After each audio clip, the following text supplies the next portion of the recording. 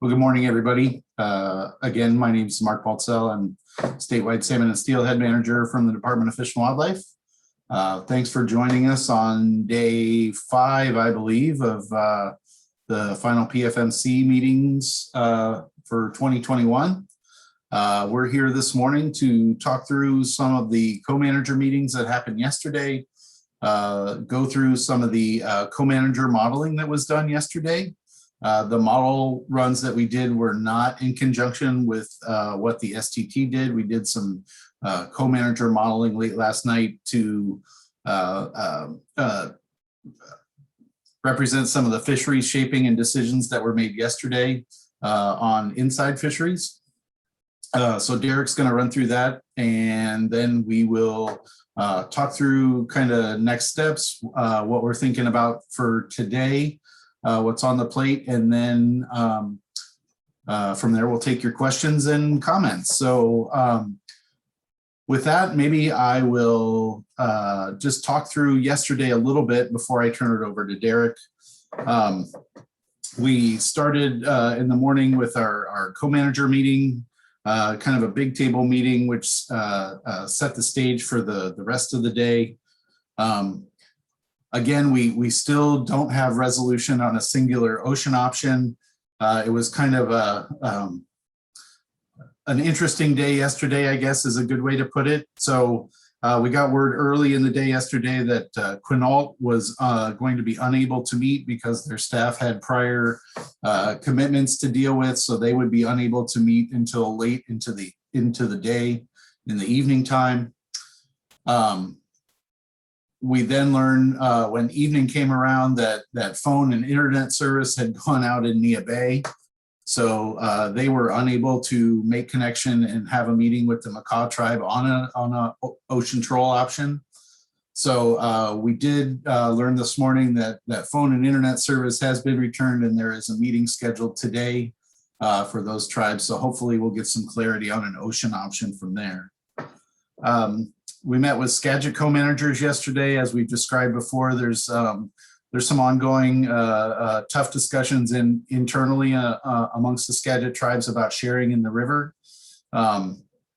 So there was a number of fisheries cuts and shaping that was done yesterday to try to meet both coho and Chinook objectives on the Skagit River. A couple of the moves that the state made to help with that is we our in-river fishery, as well as we reduced the 8-1 marine area fishery by 11 days. So that season is now August 1 to September 19th.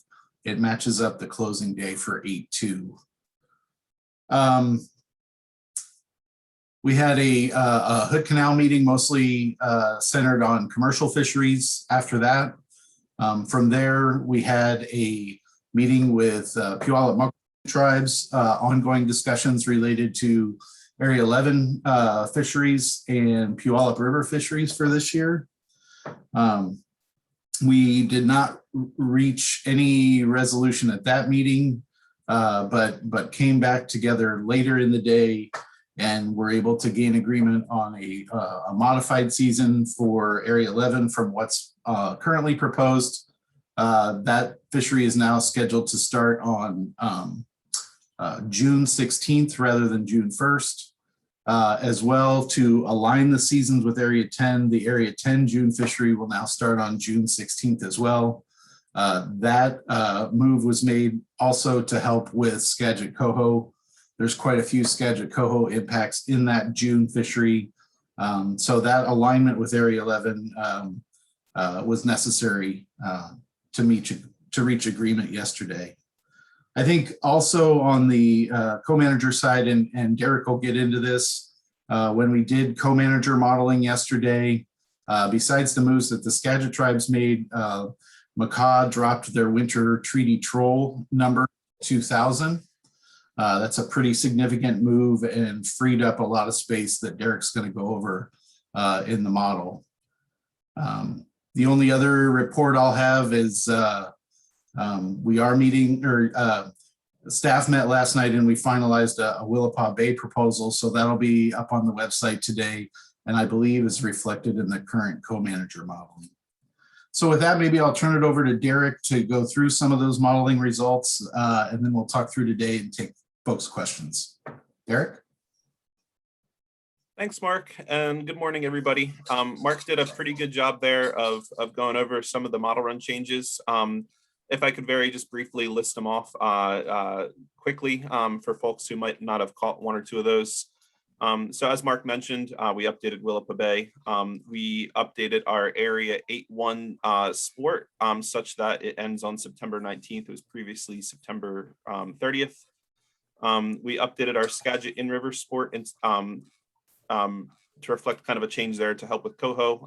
We got updates for Skagit in-river net fisheries. And then Mark had mentioned we made an alteration to the starting date on our Area 10 and 11 sport fisheries starting on June 16th rather than June 1st. Winter treaty troll dropped from 8,500 to 2,000. And then there was also actually an update to Nisqually in-river net as well.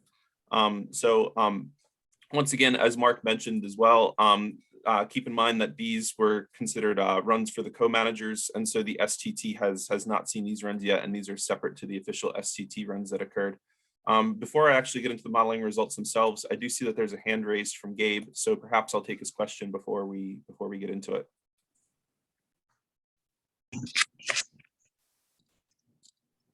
Yeah, thanks, guys. Was there a quota adjustment as well with Area 11, or are we still using the same quota that we had in the initial model run? We adjusted the quota to be kind of the season as is modeled now, Gabe. So I can get into what that is in just a moment. I can go and look that up, but there was an adjustment there as well to the quota for June. Okay, thank you. All right, so I'm going to share screen momentarily, and I think we'll start off with Chinook today. And maybe let me make this a little bit bigger for you guys.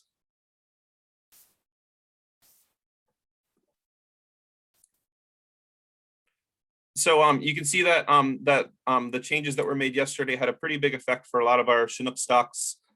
Starting off in columns D through F, and then going over through columns M through O. You see our range of ocean options. Those haven't changed since yesterday. The changes that occurred yesterday in the ocean were related to south of Falcon changes. And so the north of Falcon quotas had not changed. However, starting at the top, Nooksack Springs, we saw a fairly large reduction there in this set of model runs, and we are not meeting objectives on two of those runs now, the two highest runs. Really, we saw some of the biggest changes there due to changes we saw in treaty troll. You might remember that one of the big ones we've been talking about this year is Skagit Springs with a 10.3% SUS management objective, and we can see that now in all ocean options, we're meeting that objective. Skagit Summer Falls was another big one that we were talking about at a 17% SUS management objective. You can see across our range of options here, we are not meeting in two. However, in those two that we are not meeting, we are quite close at a maximum of 0.2% off. For Stillaguamish, we've still got a little bit of work to do there. And I know that we have a meeting with our regional co-managers this morning. You can see that with our, it looks like the most constraining objective will be our 8% unmarked SUS management objective. You can see that we're ranging in the ocean options from 8.1 to 8.9% currently. Moving down the list, Nisqually is one that that we've been paying attention to and continue to do so. 47% management objective, and it looks like right now the model runs are ranging between 45.5% and 48.4%. That's one of those ones that's kind of more impacted by the ocean than some of our other Puget Sound stocks.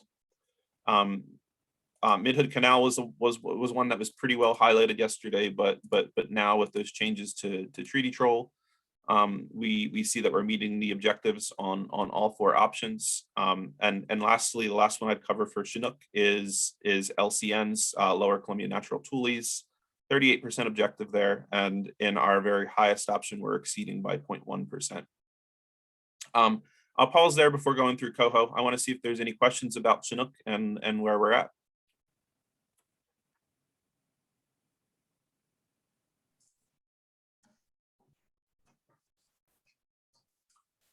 Remember, if you're on the phone, it's *9 to raise your hand. Couple different versions of Zoom. There's a raised hand at the bottom, or sometimes there's an emotions icon where you can raise your hand if you have a question.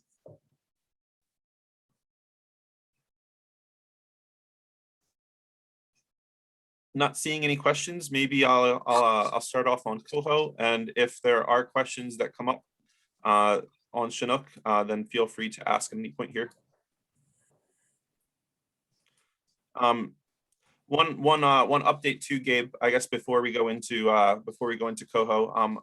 Thank you very much, Dan, for looking this up while I was going through this. It looks like the June quota is now 430 in the new modeling.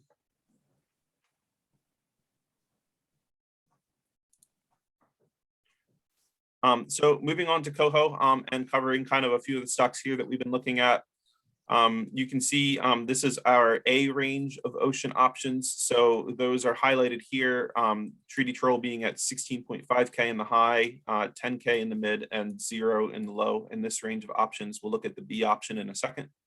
But I guess first I would turn our attention to a big one that we'd spoken about yesterday is the Skagit Coho. We can see in our range of A options, we are below that 35% management objective for Skagit Coho in all three options. And then we can also, if we're interested, we can look and see kind of what's going on with our Snohomish escapement. We're up a little bit more there, I think. And then that's once again in relation to that 55,000 objective. One last place I would turn our attention to on Coho is Queets. So let me scroll down to that. And on Queets, I think we're at a similar spot to yesterday, but just to remind people of where we are. Hey, Derek. Yes, Mark. Were you sharing anything for Coho on the screen? Because we're still seeing just Chinook. Oh, my apologies. I was, but I guess maybe I didn't come up. So let me refresh my screen sharing, and then I'll go over that again. Thanks. Sorry about that. No, that's okay. That's my mistake. There we go. See that? Can you see that now? Yep. Great. So maybe I'll start where I left off, which was Queets. And we're looking at the A ocean options. Once again, since I was highlighting it before and try to describe it, here's where you can see our range of ocean options that we're looking at here for Coho. We can see that in the highest ocean option for the A options, we're looking at a treaty troll quota of 16.5K. And in the lowest, we're at a 0, the middle's 10K.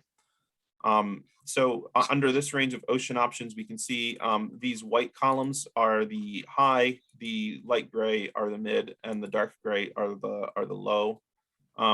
Where we were at with Queets is very similar to yesterday.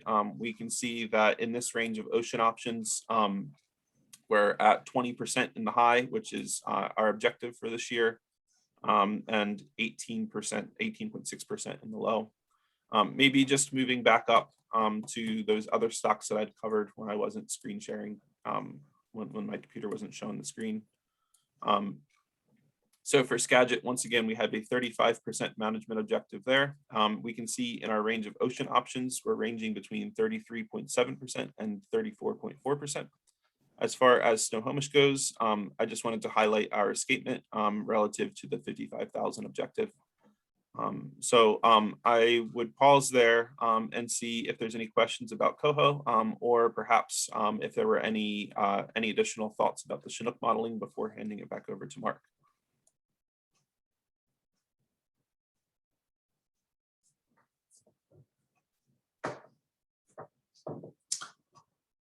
Thanks, Derek. Really appreciate it. And, once again, just hats off to agency and tribal technical staff working long hours late into the night to get this stuff done and give us a view of kind of what we need to move forward together. So just really appreciate everybody's hard work this time of year. I know we say it a lot, but it truly is appreciated. So Just want to talk through today really quick before we hop into more questions. We do, as Derek mentioned and I mentioned earlier, we do have a meeting with Stillaguamish tribe this morning. We have a kind of a,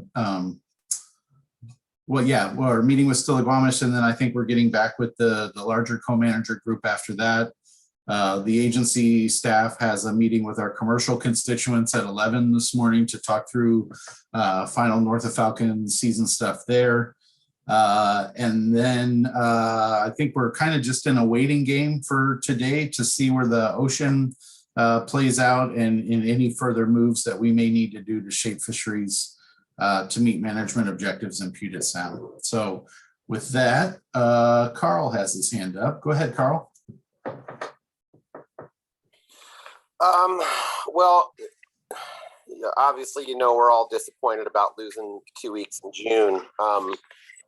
And I'm guessing that's pretty much a done deal. Well, like I said, Carl, we probably had 5 meetings, different meetings for 2 hours over the last 3 or 4 days with Muckleshoot and Puyallup tribes. We've had a number of issues and tough discussions, but yeah, that's where we needed to land to get an agreement this year. And is that 2 weeks going to be non-selective then, or selective? It'll be non-selective. I don't suppose this ever came up. I'm sure it probably didn't come up in your conversations in all those 2-hour meetings, but historically, when that area was closed in June, it was a catch and release fishery. And, if there are any additional Chinook, freed up because of the, when the ocean auction is adjusted, and also because the macaw plugged in that lower number, I don't think it would take very many fish to plug in a 2-week CNR salmon fishery. I know that's not a popular fishery by the tribes and this point in the game, but it's as conservative as you can get without closure. And it's a good opportunity to gather data for what's surely going to be part of our fisheries packages in decades to come if we can't turn around these recovery of these Chinook stocks in Puget Sound. So I would propose that some discussion is at least brought up, if there is an opportunity, about having a catch and release fishery in Marine Area 10 from June 1 to June 15th, even if it were the northern portion, or a portion of Area 10, like it was originally in that catch and release historical fishery. Thanks, Carl. You're well aware of a lot of the tribal concerns for that June time period in Area 10. We've had a lot of back and forth with the co-managers over the years about that fishery, about what it is. They're fully aware of kind of what that fishery is. I think what I'm looking at us expanding our monitoring programs this year into those time periods where we haven't done intensive monitoring in the past, i.e. June in Area 10, as well as in these fall coho time periods. We're going to be doing an expanded monitoring program. I'm hopeful that we can collect data from our test boat in June to be able to demonstrate this in the future, Carl. We did have a number of discussions with those tribes about different avenues for opportunity in Area 10. I was back and forth with technical staff yesterday trying to keep the whole month open as a mark selective coho fishery. I think that would have been really beneficial to the Skagit stocks, but in the end, this is where we needed to land to get there. So. And so the 2 weeks is non-selective? Correct.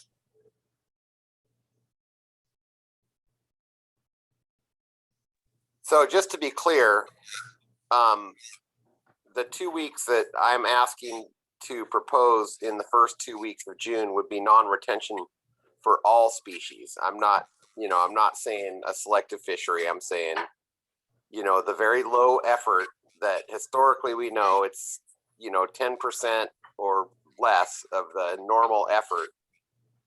It doesn't sound like there's going to be room politically to ask for that, but that's the type of thinking that we need to have going forward, because those are the types of conservative fisheries one day we will need to manage these stocks.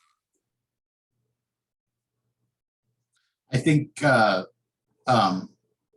think we have lots of discussions about lots of different fisheries options, Carl, and I don't really want to get into a back and forth, but I think you're making some assumptions that those conversations didn't happen about those opportunities. So just know that we have lots of different discussions with our co-managers about lots of different fisheries opportunities.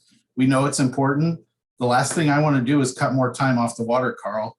And so, we're doing what we can to preserve large-scale fishing opportunity in Puget Sound. I understand that. Thank you, Mark. I just, I have to do what I do. I appreciate it. No worries. Go ahead, Art.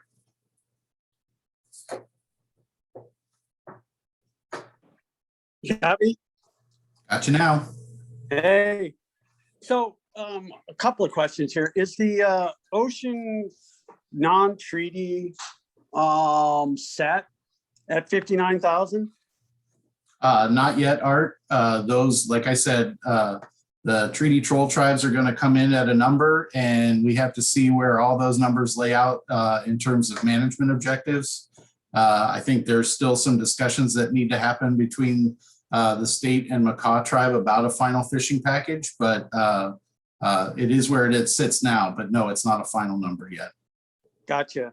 Are the Muckleshoot tribes going to reduce their fishery on those spring Chinook?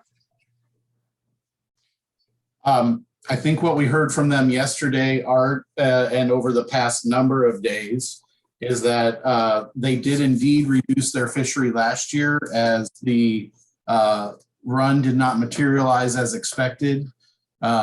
We had a little bit of problem meeting hatchery brood goals last year. So there was some concern there as well. Believe me when I tell you, we had a lot of discussions about our impacts on the White River stock. It's not, our impacts are not significant. We made that very clear, but again, as I stated, this 2-week closure is what we needed to do to get agreement this year. Yeah, I understand. I appreciate all you guys' hard work. Trust me. Could someone refresh me on what the quota stands as right now for the July through September in Marine Area 11? I could take this one, Mark, and I think that this is actually a good opportunity as well to address the question that Mark Uwasa had privately in chat. In addition to what Art had asked about the quota in Area 11, Mark Uwasa was interested in the quotas for Area 7, 9, and 10, and maybe I'll just go over all the quotas that we've got now in the current modeling, if I could. So I'll share my screen on that. So what we're looking at here is we're looking at each set of these rows here that are in boxes represents an area. And then also a time period. So for example, when we're looking at this top set of rows here, this is Area 7 sport in the July to September period. We can see July to September right in those columns highlighted right there, Area 7 right there. And then if we go over here to the columns K through M, we can see what the model's projecting as our landings. And this is what comes out as our quota. So for I might just kind of highlight area by area some of the things that we're seeing. Area 7 sport in the summer is one of those ones where we kind of had used the same quota as last year, which was at a little bit of a reduced level relative to what the modeling was saying would be necessary given kind of recent effort. Our quota there in the summertime, July to September, is 1562. So that's one that we'll be monitoring and paying attention to what's going on there. Area 5, July to September, we're looking at a quota of 4,077. Area 5 in October to April, This is a quota that we that we were really paying attention to, and we'd seen kind of in some of the recent year fisheries that we had been exceeding our preseason expectations. We've seen an increase in effort recently for the Area 5 winter quota, and so we have kind of a pretty conservative quota here at 1,500. Area 9 sport in the summertime, we're looking at a pretty healthy quota there. It's our biggest one in Puget Sound, 6,542 fish. Area 6 in the summertime, 4,769. Area 10 in the summer, 3,721. Area 10 in the winter. This is another area that, like Area 5 in the winter, we kind of had seen kind of some pretty variable efforts recently, and especially recently we've kind of seen some increases there. I know we closed down pretty early last year. We took steps this year to make a much more conservative approach. Our quota is over 3 times higher than it was last year in Area 10, despite slightly lower run sizes. So Area 10 in the winter, we feel we've got a much more conservative quota than we had last year. We can see that this year it's 834 fish with around 8,000 encounters. Area 11 in the May to June period, we're at 431 fish, and once again that's for half the month of fishing. Area 11 in July to September is a lower quota than last year, 2,600 about, and I was looking into that a little bit. That has a lot to do with kind of the lower return to South Sound, particularly. These quotas that we come up with are based on the abundance of the stocks coming back, and so that's what we're seeing there. Area 11 winter is one of the quotas that that I think we should be paying attention to. It is a little this 237 is based on recent year effort. Area 11 in the winter tends to be a smaller fishery. However, that's one that, because it is a low quota, we'll have to be paying kind of close attention to in season. Area 12, Area 10E. So this is that Sinclair Inlet area, 198 fish. That's one of our kind of lower effort fisheries in the summertime. Area 12 in the summer, 2,300. And then Area 13, May to June. Area 13 all around throughout the year tends to be a little bit lower effort than some of our other areas. May to June, we have 134. July to September, 1,933, and then October to April, 179. Also keep in mind that as Area 13 is generally lower effort, it's also predicted to have a smaller run size this year. So I'll stop there. I think I saw that Gabe might have had a hand raised. Tom Burlingame asked if you could scroll back up. Oh, perfect. What did you want to see, Tom? Probably Area 5, I would guess. There's what we're looking at for Area 5. So we have our July to September period highlighted here, and then our winter period highlighted right here. Go ahead, Gabe. Even though the quota is broken out in different time steps in Area 11 from May and June, and then in the summer, we're still going to manage that quota as an aggregate, correct? Correct. Thank you.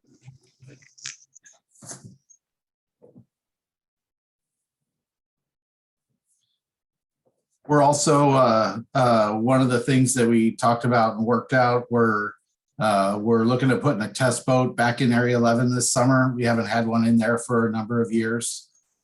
So we're likely to put test fishing back on the water in Area 11 this summer as well.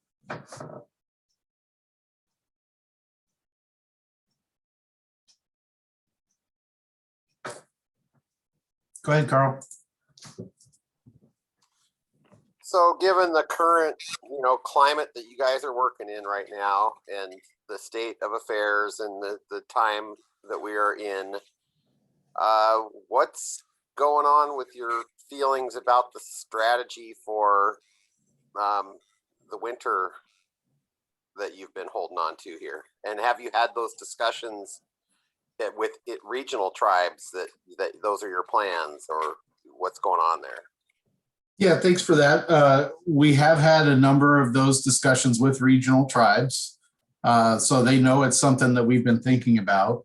Once again, the ocean complications have really kind of put what both the state and the tribes were trying to do inside this year in a pinch. All the tribes were feeling it.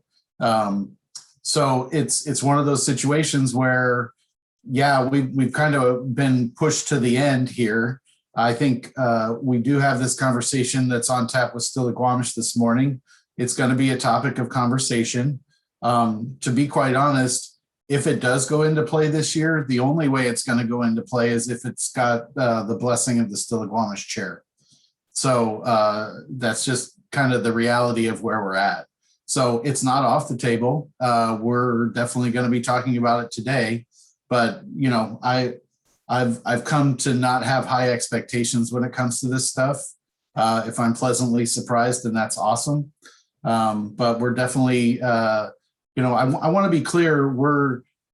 Just because we're not able to gain agreement on adding a bunch of time this winter, we've had these conversations all throughout north of Falcon this year about the importance of those winter fisheries, how it's very of value to us and our fishers. And we're going to continue to beat that drum keep saying what we need to say until we get to a place where we get those fisheries back. So I haven't given up on them. They continue to be part of every conversation we have. So. Well, please don't give up. The frustrating thing about this from your perspective, from all of our perspective, is that, we always feel like, if we can make a fishery happen within the conservation objectives in the computer model, we should be able to do so. And, I understand Sean, I like Sean, and, but I feel, he has his reasons that he doesn't believe that maybe our statistics of the stock composition is accurate. And that's, that's a realistic concern. We have small sample sizes on some of these charts that tell us where the fish hang out certain times of the year. And, that's frustrating for him, and he's trying to recover his stocks. It's still equally frustrating for us that we can't craft fisheries based on, within the parameters of what we're given. And yeah, keep beating that drum. I mean, I appreciate you going to the map, but we got to fight anything better, describing the shift in effort. It might help him and his cause in that watershed if we can spread some of that effort out over time and have a more orderly fishery. Might help. I don't know, gear restriction might be part of the conversation. Anything you can do, but I appreciate the fight. Thanks, Mark. Yeah, and that's hearing you say gear restriction, Carl. One of the things that came up in the Muckleshoot Puyallup meeting was they wanted us to implement a gear restriction in June during the coho fishery. And I balked at that because I said, there's no way we're going to implement a gear restriction in the next 2 months. It's just not going to happen. Well, that and targeting coho, with 5-inch plugs. I mean, you'd have to use herring. That'd be the only way. That you don't catch them that way. Well aware. But thank you for sharing that. Yeah, no problem. Yeah, Mark, I suppose I probably already know this, but if there is some adjustments on the oceans, would that help out the quotas inside? Again, yeah, I think as Derek described it, a lot of those values are based on scalars. So as the ocean quotas would change and more fish comes back to Puget Sound, I would expect any of those changes are likely to be pretty minimal, within, 10 or hundreds of fish kind of thing. It wouldn't be big additions to any quota. Okay, thank you. And if I got that wrong, Derek, please correct me.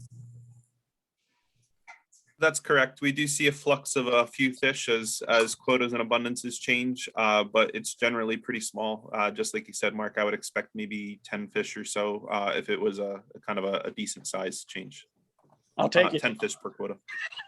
There you go, Art. Thanks. Yep.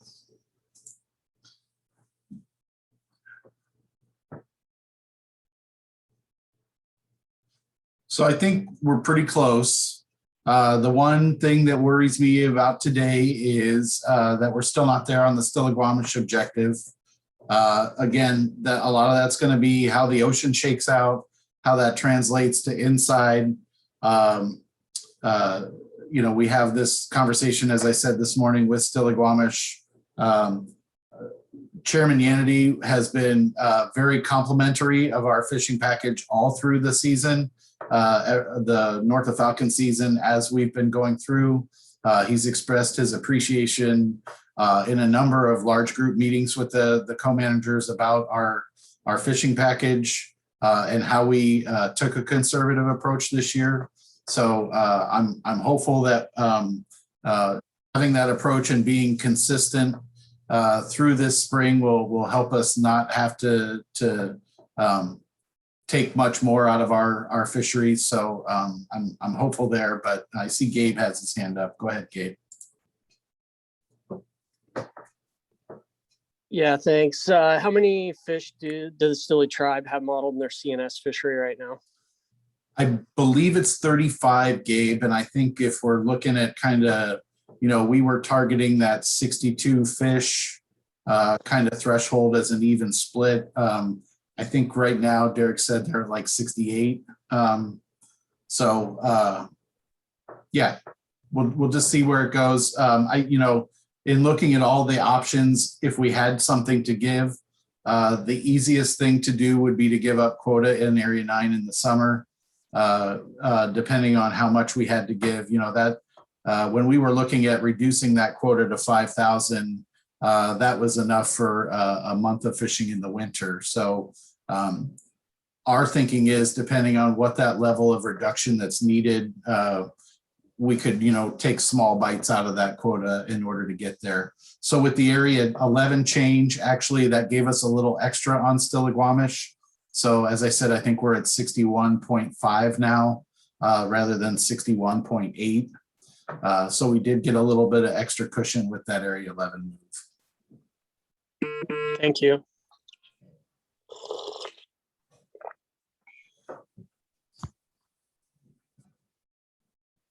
Go ahead, Carl.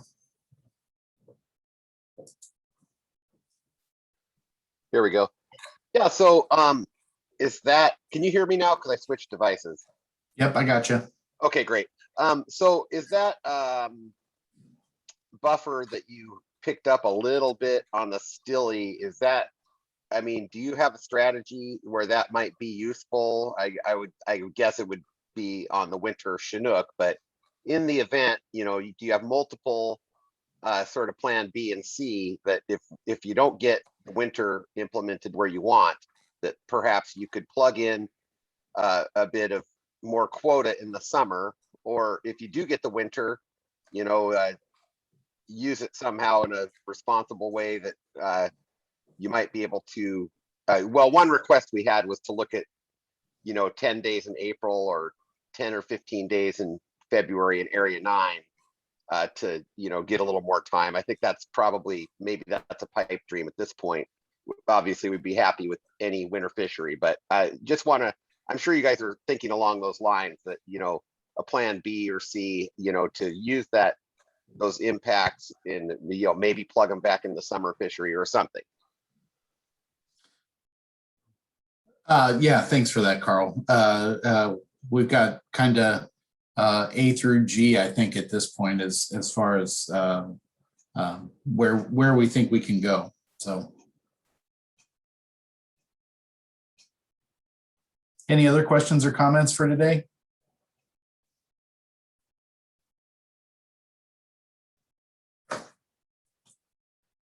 Kurt Kramer, welcome.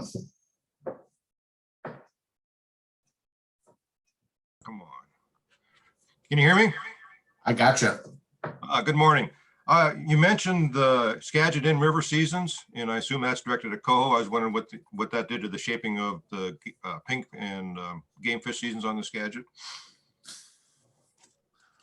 I don't know if I have a staff member on that can answer that, Kurt. I can definitely get back to you later, but if memory serves, I think we shortened up the later part of the run a little bit.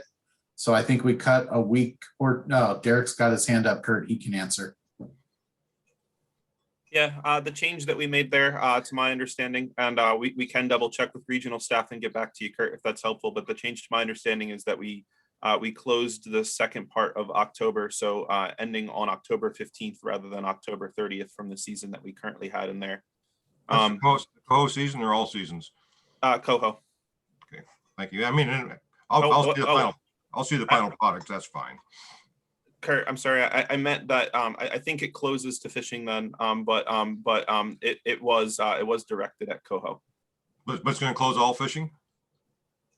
You know what? I probably, before I speak up, I probably should double check with regional staff. So that's always get back to you on that one.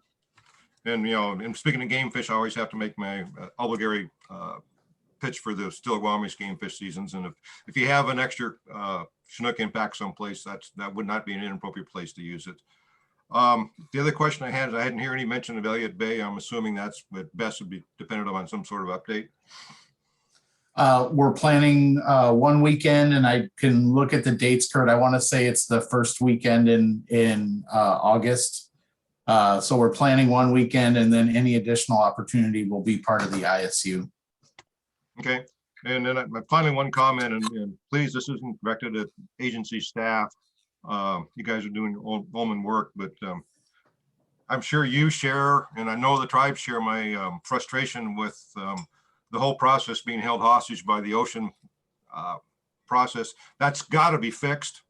I mean, it's if we're to have meaningful public input in crafting our seasons and do an adequate job for both the fish and treaty and non-treaty fishers of Puget Sound, we need to be able to start making model runs by the first north of Falcon. So we have to have decisions made in the ocean by March 15th. If they can't make decisions, I suggest that some fallback impacts on key stocks, Nooksack Springs, Thompson Coho, all those sorts of things be instituted. That those are the impacts they have to go meet and let them play the game they need to play. But this essentially takes the non-advisors public out of the North of Falcon process. To have a model run 2 or 3 days to the end just doesn't work. And I'm sure you realize that of all marine water recreational fishing for salmon that occurs in the state of Washington, 80% of it occurs outside of the ocean.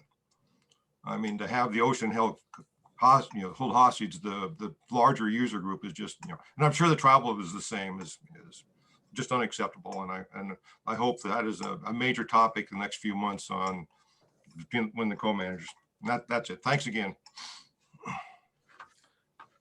Yeah, Kurt, I would say it's not only frustrating to inside tribes, it's also frustrating to other states as they're trying to craft fisheries as well and don't know what their targets are to help meet Washington stocks. So frustration all around for sure. Lots of work to do. So Keith has his hand up. Go ahead, Keith. Welcome. Thanks.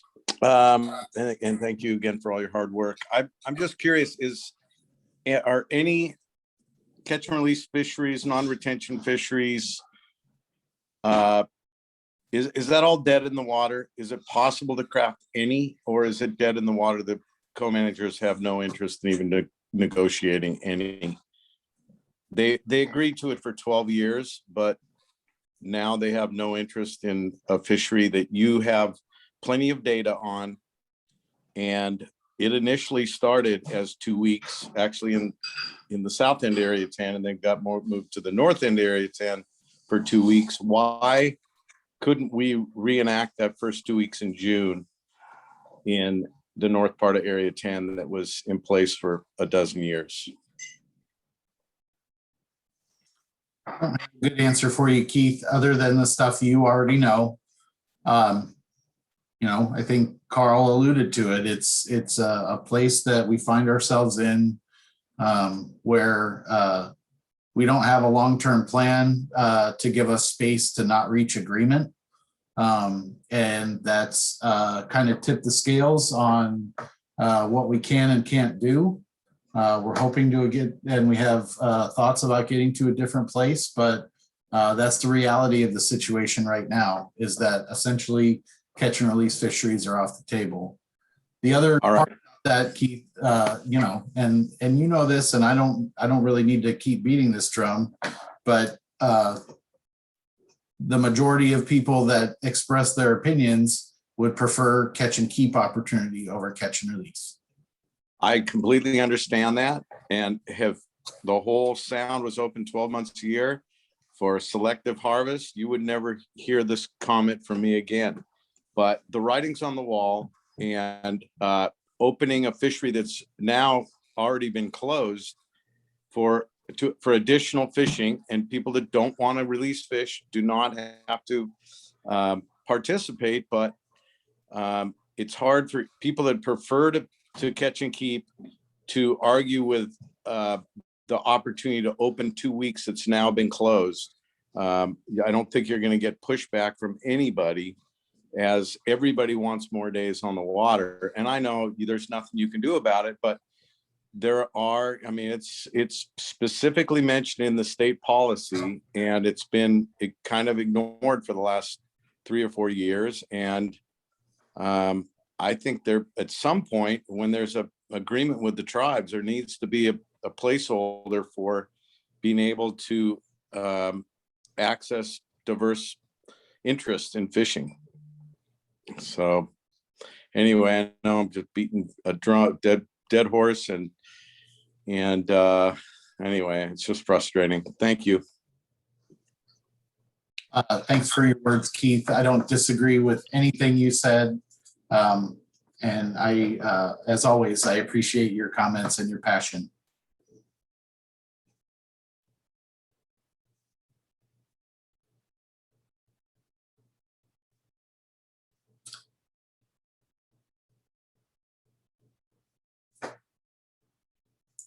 Go ahead, Carl.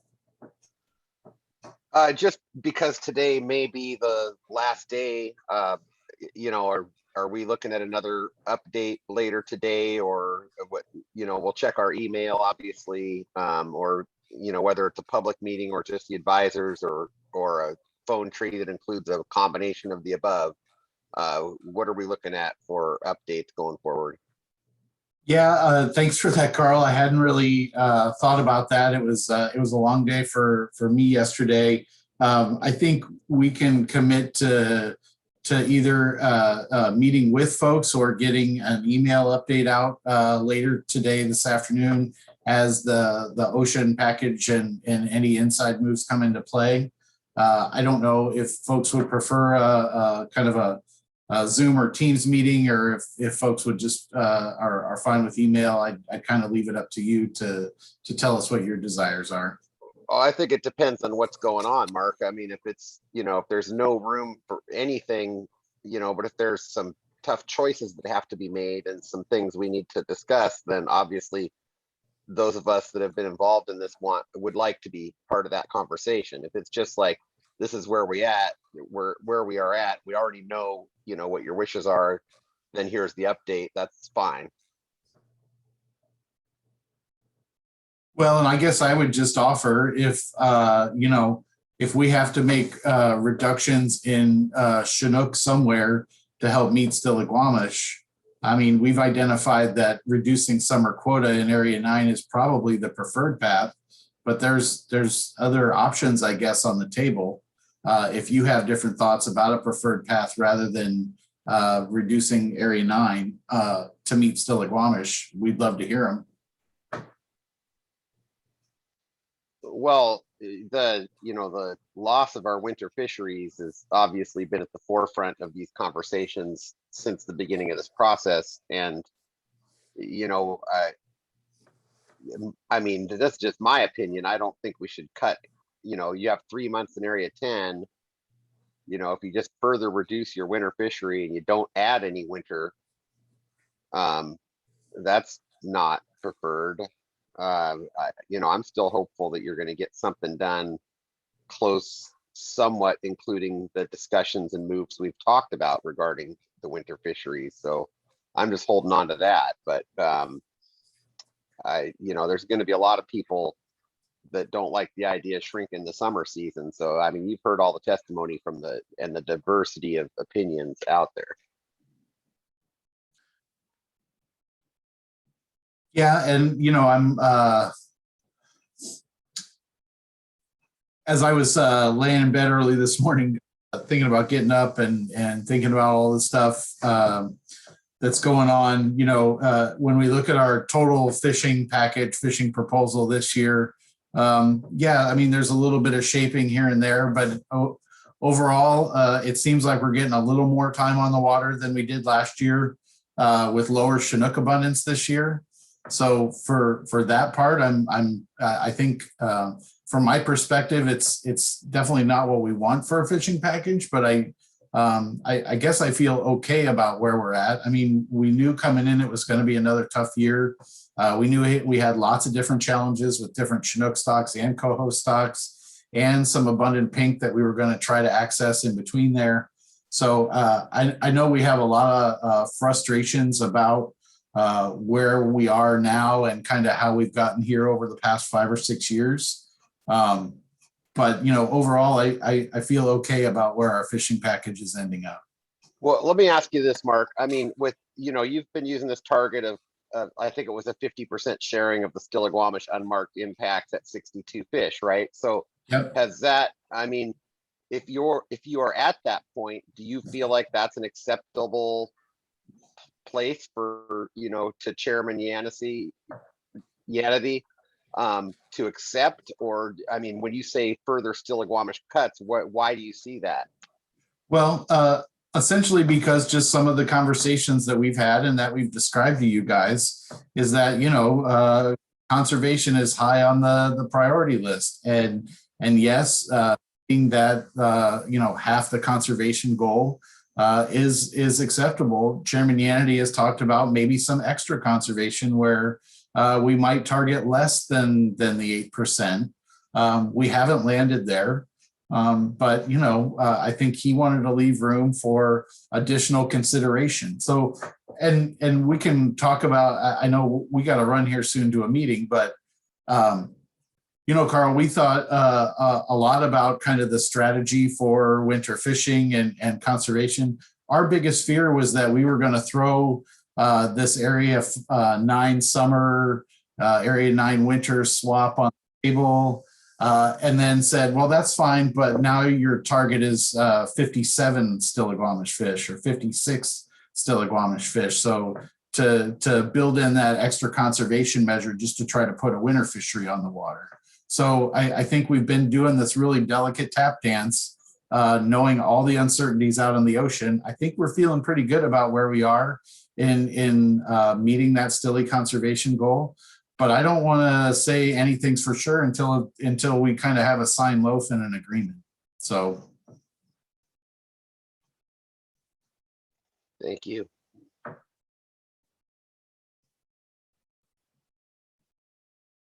Well, again, appreciate everybody's thoughts and questions. Really appreciate everybody coming together and listening to what we have to say. And Carl and Art, always appreciate your questions and comments, and as well as the others that chimed in this morning.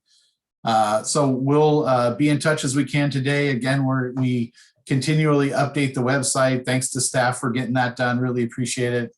So kind of the latest, greatest fishing proposals, we're trying to keep those updated on the website for folks to look at and comment on. And really appreciate everybody's time. Again, we'll be back here tomorrow morning at 8 for kind of a final wrap up, hopefully. And then, as I said, we'll be in touch through the day as things start to move. So thanks again, everybody. Have a good day. Hope you get to enjoy some sunshine.